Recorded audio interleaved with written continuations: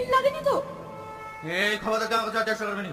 সরো যাও সামনে থেকে। ঠিক আছে, তুমি হাত মুখ ধুয়ে খেয়ে নাও, আমি সরে যাচ্ছি। এত রাত পর্যন্ত তুই কেন জেগে আছিস? জবাব দে। তুমি তো জানো, তুমি যতক্ষণ না বাড়ি আসো ততক্ষণ আমি ঘুমাইনি। হ্যাঁ, গায়ের মধ্যে কি আদি খেতে দেখো, তোমাকে ইমপ্রেস করার জন্য কত সুন্দর অভিনয় করছি। আমার বলতে এসব অভিনয় টভিনয় চলবে না। যা ঘুমা, চলো ডার্লিং।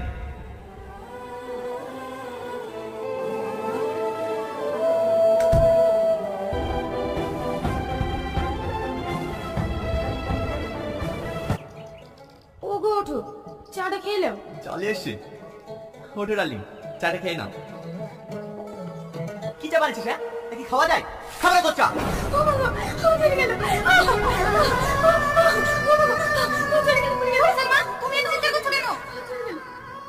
হ্যাঁ, আমি চা ফেলেছি।